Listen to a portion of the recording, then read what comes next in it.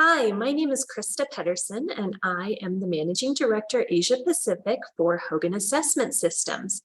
I am actually based in Beijing most times, and I apologize that I cannot be here in person because travel has not fully opened up for mainland China, but I am so happy to be here sharing, and I will look forward to joining you in the Q&A session shortly after this presentation.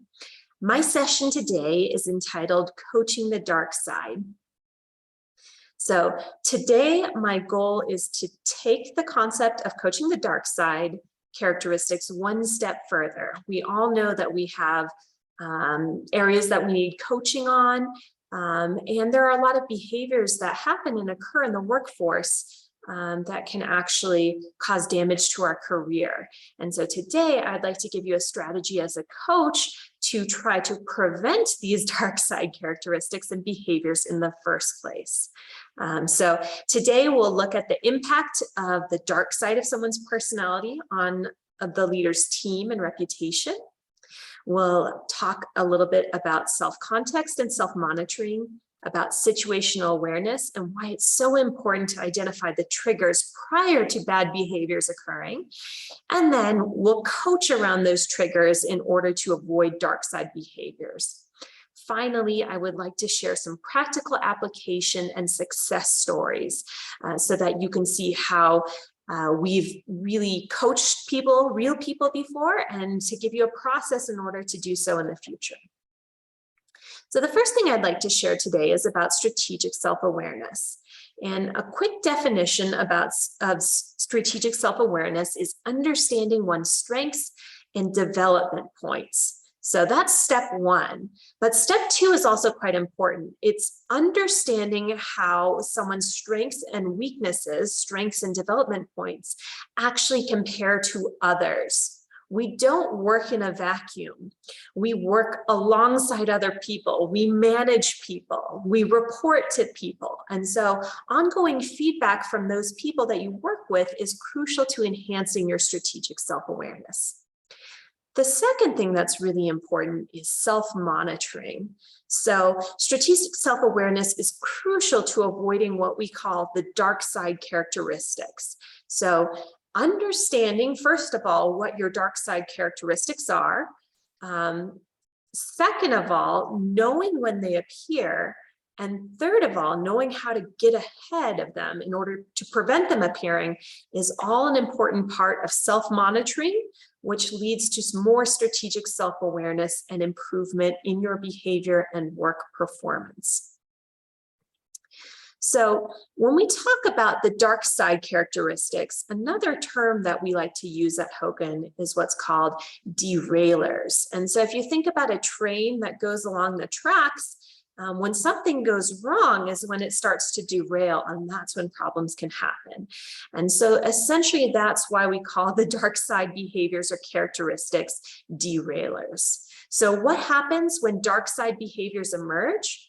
Well, first of all, they can cause a person to be deflected from a purpose. Originally, you're focusing on the goal, you're focusing on what the boss wants, or maybe you're focusing as a leader on building and maintaining your team. But the derailers are the behaviors that will get in the way of your goal or get in the way of your purpose. Second of all, it reduces or delays the chances for success or development of the person.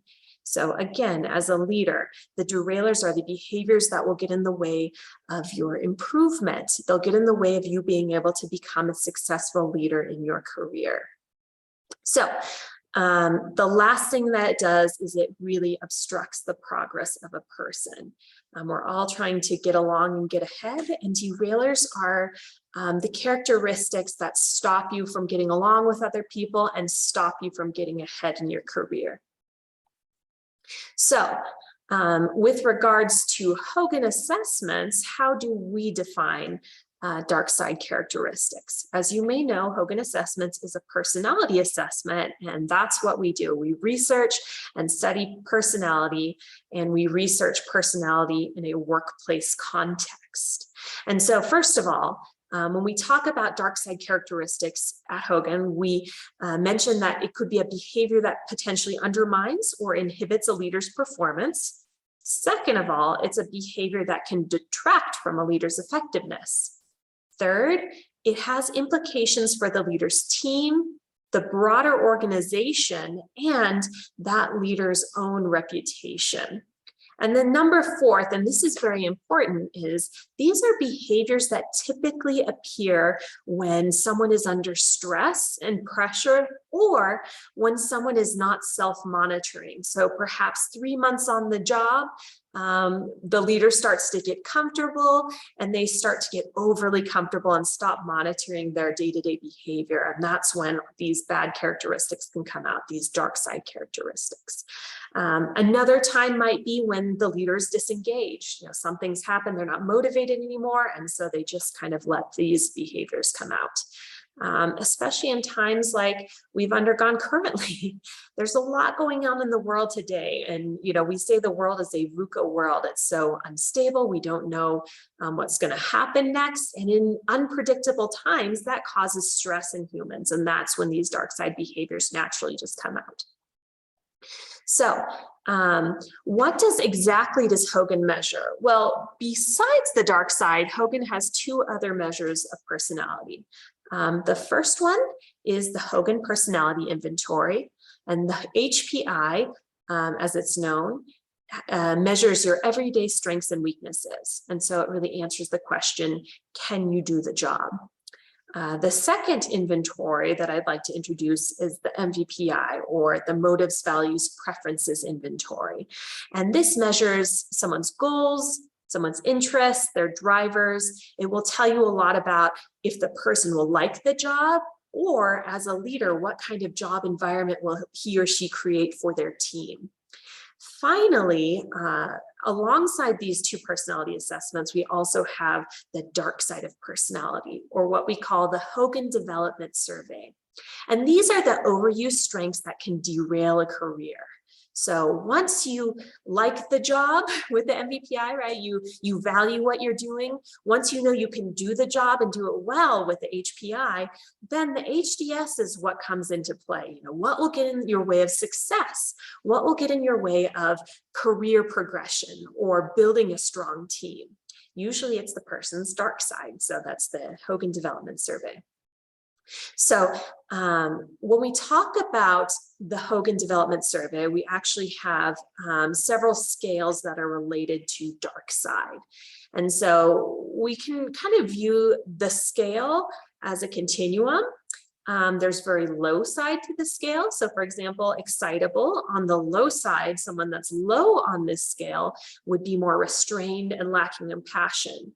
However, on the high side, if they have this derailer, then they may be moody, inconsistent, unpredictable, emotionally volatile, give up on projects. Now, there is some positives associated with the dark side high scores. As we say, there's not only good sides, but bad sides to every side of the coin, right? So with the high sides, if you have these dark sides, there are some things that are working for you. There's a reason why you use these behaviors as coping behaviors. But the important thing to remember is that they only work up to a certain point, and then they start getting in the way of your relationships with other people, in the way of your leadership skills, and they're really things that need to be addressed. So I just gave the example of excitable. With skeptical, we're looking at someone on the low side being maybe a bit overly trusting and politically naive, but on the high side, it's someone that's cynical, distrustful, has a hard time building long-term trust because they're always questioning other people's motives and who they are. With cautious, on the low side, people who score low on cautious tend to be uninhibited and maybe a bit forceful with their opinions. But on the high side, they may be risk averse and afraid to make a decision because they don't want to fail. With leisurely, on the low side, you're looking at people who are more accessible and may tend to be conflict avoidant. But on the high side, when the dark side characteristic comes out, it's someone who is socially withdrawn and unapproachable. So can't be reached, you can't find them. They're the boss that closes the door to their office and is unavailable, both emotionally and sometimes even physically to their team. With leisurely, this is on the low side, it's someone that's reliable, but may lack a private agenda, everything goes. But on the high side, people who have this derailer, people who score high on leisurely tend to be passive aggressive, not in a clinical sense, but in a, just overtly willing to please, but kind of internally resistant, maybe unhappy about a request. Bold is another characteristic that we look at. On the low side, someone that's low on bold tends to be more modest, but they may lack leadership presence, that executive presence that puts you out there. On the high side of bold, we're looking at someone who is exceptionally self-promoting, unwilling to admit that they're wrong, kind of knows everything and does not admit when they make a mistake. For mischievous, people low on mischievous may be compliant, conservative, and risk avoidant, but those high on mischievous tend to be risk-taking and untrustworthy, charming to the point of being manipulative. For colorful, on the low side, we're looking at people who tend to be restrained, more task-oriented, a little bit more low-key. But on the high side of colorful, people with high on the colorful scale are attention-seeking, dramatic, want to be the center of attention at all times. For imaginative, people low on imaginative may be more practical, grounded, sometimes even original. On the high side, people who are high on imaginative may be viewed as eccentric, having kind of strange or odd ideas, or always coming up with ideas that just can't be implemented, or you don't know where they're coming from. They don't take the time to explain their ideas. Next, we have diligent, and on the lower side of diligent, people who are low on diligent tend to be flexible, maybe a bit disorganized, tend to be inattentive to details. Where on the high side, people who are high on diligent are perfectionistic, maybe micromanaging, paying attention to all of the little details, maybe even details that don't matter. Finally, we have dutiful. So people who are low on the dutiful scale tend to be independent, tough-minded, defiant at times.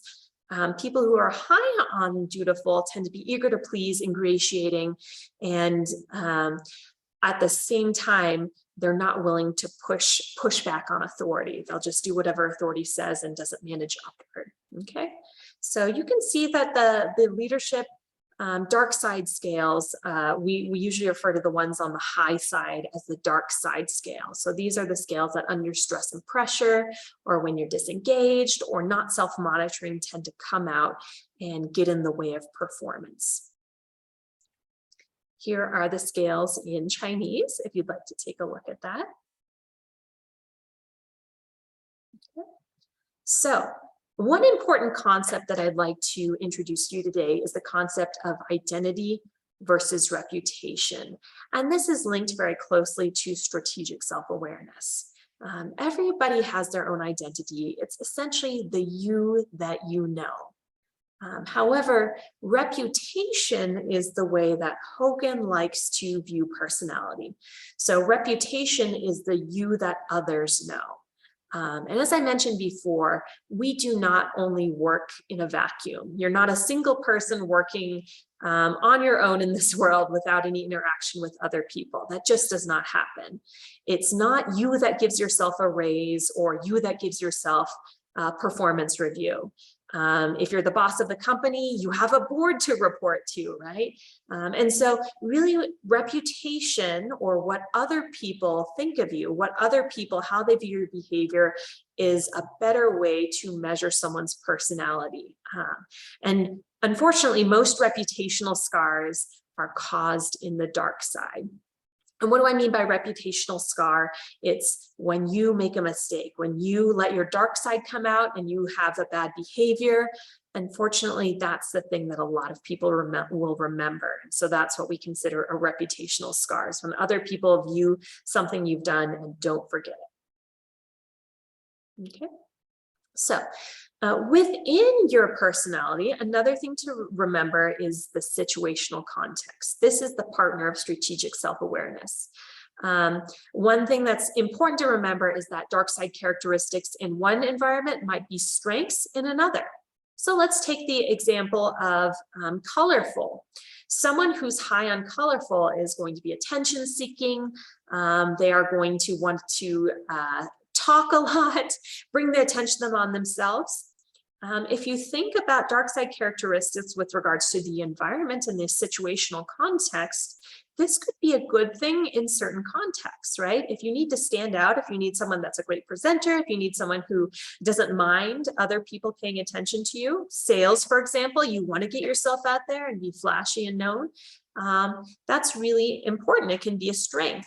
But the problem is it's only a strength up into a certain point and not in every situation or context. And so in certain contexts, when you're meeting a team player, if you need to work together and you need everyone to have a voice and someone is high on colorful, they're going to be putting themselves out there, taking over the meeting. They won't let other people have a say in things, and that can be problematic.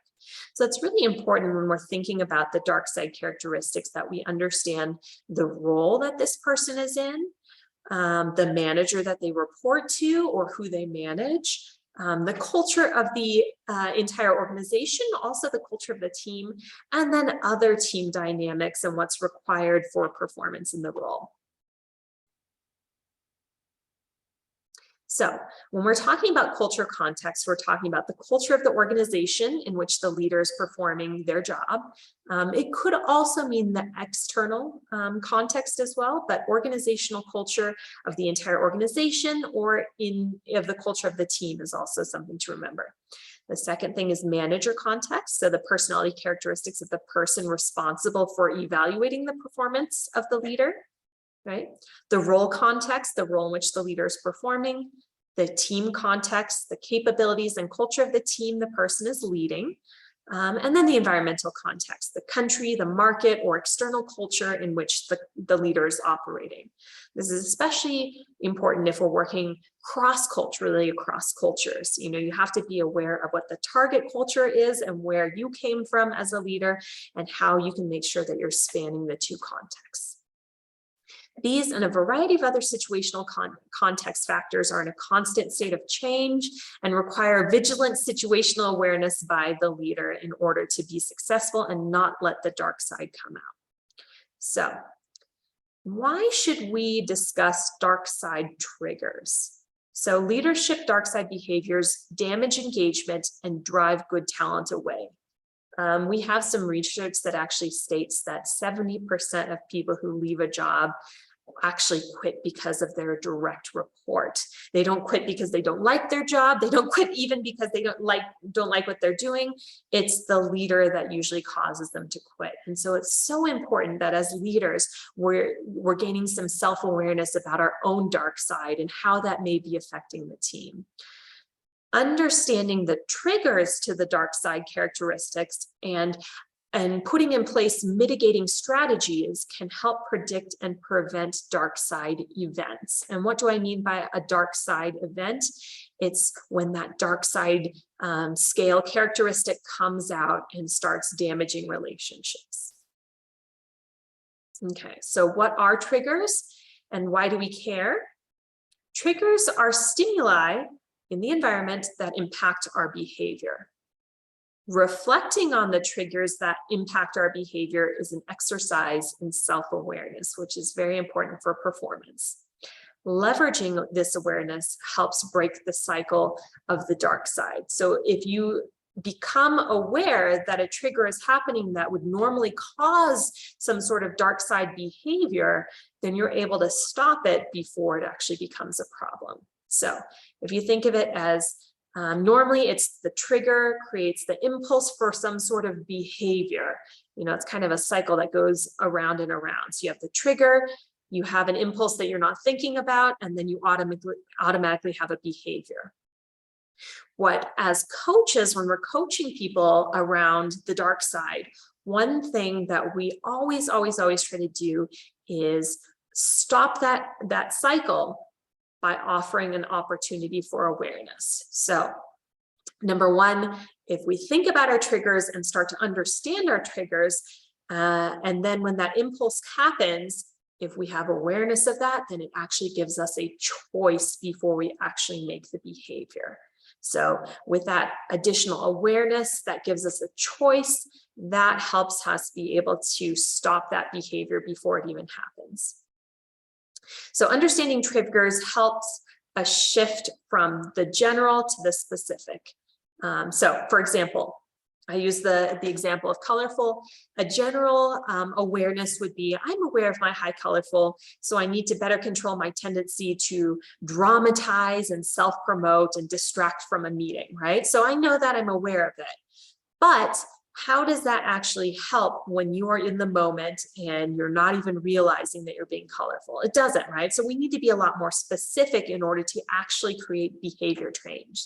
So in thinking about the triggers, I realized that boredom, especially in a meeting, boredom triggers my high colorful. When I'm bored, that's when I start noticing that I'm exhibiting high colorful behaviors. So when I start to feel bored, I need to remember that this triggers my dark side behaviors and create a strategy to redirect that, that energy when I feel bored, especially in meetings, or you can even label out a context where you see that happening, okay? And this is a trick that you can, or a method that you could use with your coaches or coachees as you're coaching. Okay. Okay, so what does our focus group research say about triggers? Well, first of all, they're real or perceived threats. They can happen through interpersonal conflict, right? They could also happen throughout different audiences. Maybe different audiences can cause different triggers.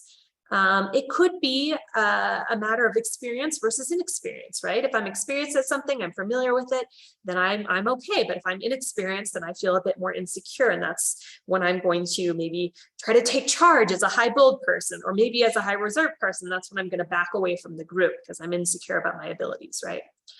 They also, triggers happen when values or rights are violated, when I'm feeling like my values are not getting met. When deadlines, when you have a deadline, especially when the work is not only up to the individual, when it's up to the group, that can cause stress. You can start seeing a group have derailers coming out with projects with deadlines. Additionally, when you're in your comfort zone, like we mentioned, when you're not self-monitoring, all of these triggers happen when you're not being extremely aware. We like to give the example of like a burp, for example. You know, when you're sitting at home alone and you feel like you need to burp, maybe you drink a soda and you have some air in your throat. At home, when no one's around, you're feeling comfortable, right? So you can let the burp come out. But when you're in a conference room, with a lot of other people, you're more likely to be aware of yourself and do something to suppress it. However, if there's a lot of tension, or if you're bored, or if you're not paying attention, that burp may accidentally come out without you being able to control it. So it's that awareness that makes you be able to control, right? And so that's that with triggers, if you're aware of that trigger, then you're able to make that choice to do something else, okay? So while triggers are highly individualized to each person, please note all of these themes that can emerge. Okay. Okay. So I'd also like to give you a process for avoiding the dark side emerging. Okay. So first, the most important part is that you do assess to identify dark side characteristics. If you're interested in assessing, you can please contact us. We work through distributors across our global markets. We're happy to put you in touch with the distributor that could help you gain access to be able to assess the dark side characteristics. But when Hogan does a coaching session, we first have the participant take our assessment, so we're able to have a good map of what their reputation is, or what other people would say their dark side characteristics are. So number two, we try to offer enhanced self-awareness and situational awareness. So awareness of their own dark side characteristics. So you can coach around their scores, their dark side scores, to help them understand what those scores are. And then also talk through situational awareness. So talk through the situation and the context in which this person is operating. Third, we work with the coachee to identify triggers. And so one good way to do this is to ask them to think about a time when some bad behavior happened or their dark side came out, and start narrowing in on why that might have been the case. See what environmental context there was, if there was anything going on. And again, use the list that I had offered in the slide before this to identify different types of triggers and what kinds of themes happen. And finally, you can encourage the participant to implement rituals, work with them to create strategies and behaviors to prevent the dark side from emerging, thereby mitigating damage to effectiveness and reputation of the leader at work. So this is the process we like to use for coaching. And for the next section, I'd like to share a couple of case studies with you to share how we've actually worked through someone with this process. And then I'll share another couple of case studies of, in general, how we've worked with people. Okay, so using this process, we actually, see the lion over here, we had a project with an executive director with aspirations for a VP role. And this executive director had two risks. One was bold and one was imaginative. Additionally, this executive director received feedback from a 360-degree assessment where their direct reports, peers, colleagues, and the people they report to gave them feedback. And the feedback from the 360 was, this person does not listen enough. You don't listen enough. You always come in with all of the answers and you always think you know best. So this was some of the feedback. Immediately, if you look at bold and imaginative, you can see that this feedback is coming from the bold scale. So in working to coach this person, some of the triggers that we outlined were interpersonal conflict with the stakeholders. So whenever they had interpersonal conflict, this is when they started taking on that high bold and that high imaginative. Sometimes it was when this person had an unfamiliar audience, and so they were working across cultures, and this client actually lacked experience with Latin American culture, and yet that was one of the cultures that they were trying to manage. And then finally, they wanted control, and so they wanted to always know the outcomes and how to get there. Okay, so now that we know the triggers, what we worked with them on is anticipating the triggers. So for this executive director who aspired to be a VP, we talked about planning for upcoming interactions, meetings, and presentations, discussions. So one of the triggers was control. So when they felt a lack of control, what our solution was is, hey, plan for some of these interactions. You know, they're going to happen. You're going to not need to notice that this is going to make your bold and imaginative come out and take over, and not let other people have a say. So think about who you'll be interacting with, think about what meetings you have, and then think about the other person's agenda. So what will they need from the meeting and discussion? How might their perspective differ from yours? And will you give them the opportunity to share that? So these are some of the trigger anticipations that we worked with this participant on. So additionally, we worked with them on a plan for desired outcomes. So we outlined the triggers, we outlined when these triggers might occur, and then we planned for what we wanted to actually happen. So we asked them to rehearse their message. We also asked them to anticipate impact or resistance. We talked about when they should take the lead versus when they should let others speak first, right?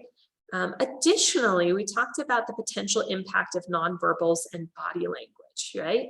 So for this particular person, it was, are they gonna, lean forward and stay at the front of their seat and wait to jump in and to share their opinion? Or are you going to relax, take a step back, right? Let the other person share their ideas in a very warm and comfortable way, And we have the picture of the fist versus the open hand. Obviously, one is more confrontative and one is more open. And if you visualize that, visualize the open hand, and that will help you remember to give the other person opportunity, not only with your words, but also with your body language and energy, right? And then finally, anticipate triggers that could lead to forgetting situational awareness, okay?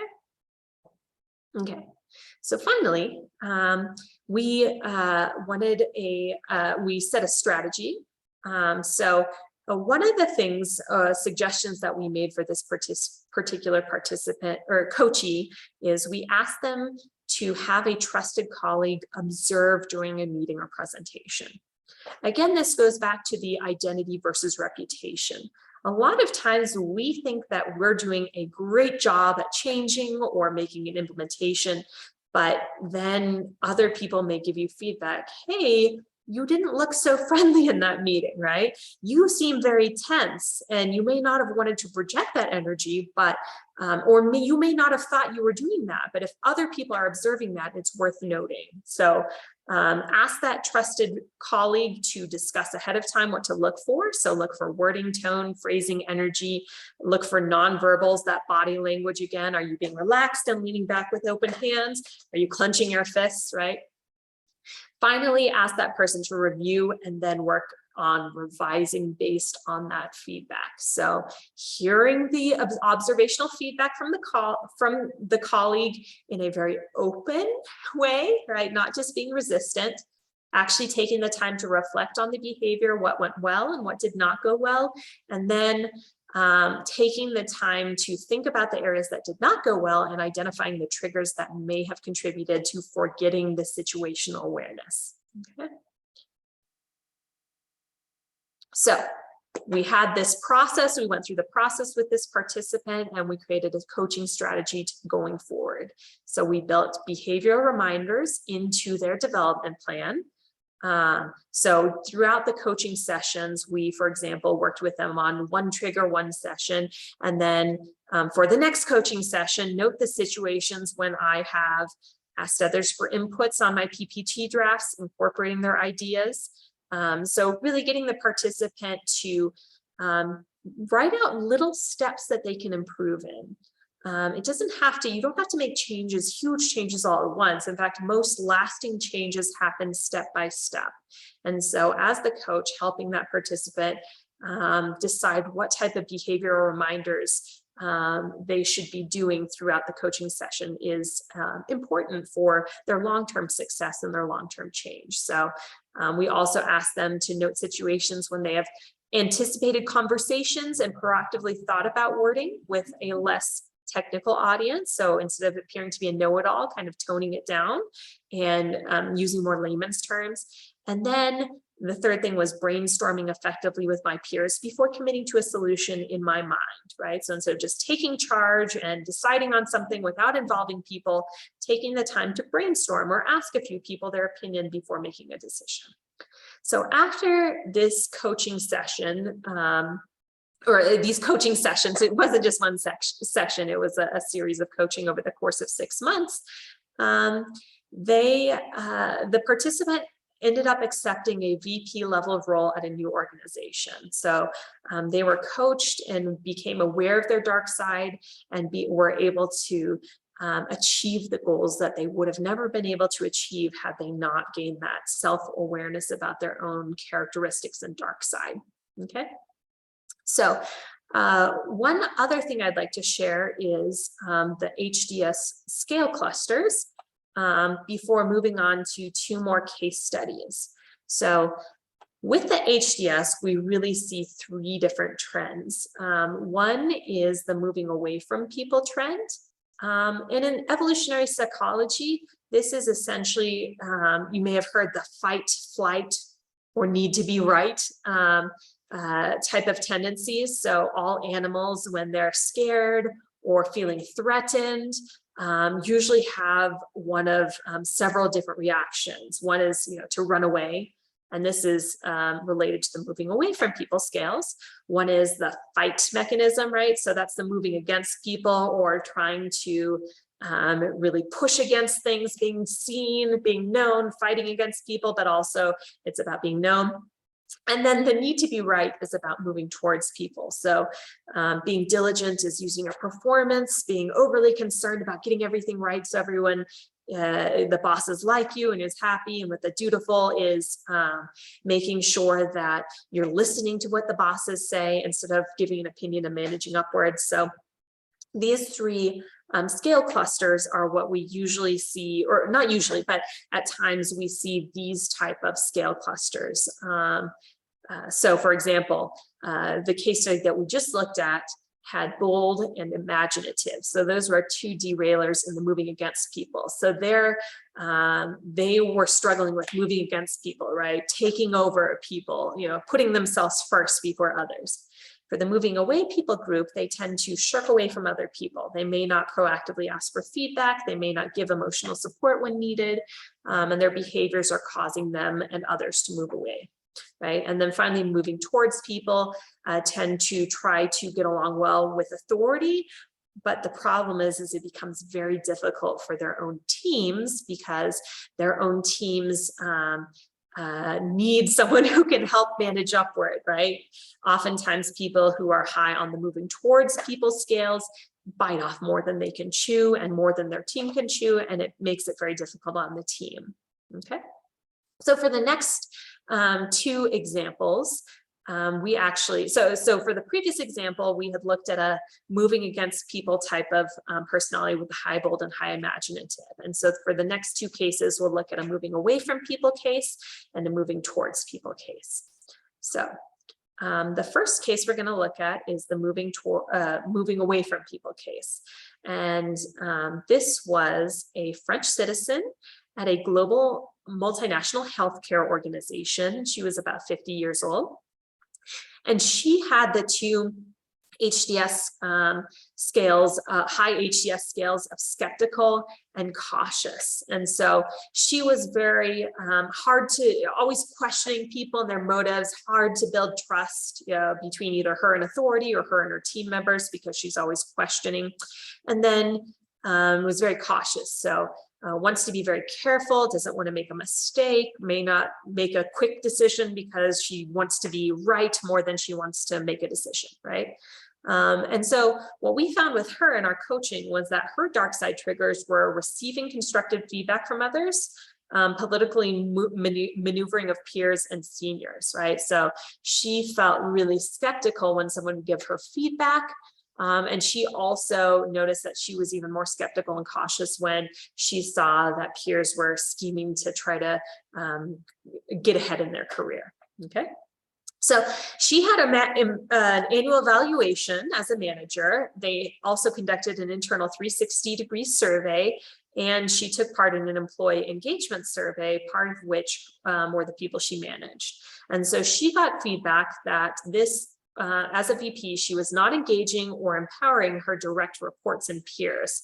And she was also not role modeling a community of learning and conscious inclusion, and not extending and sharing her expertise across multiple lines of business. So she was keeping to herself.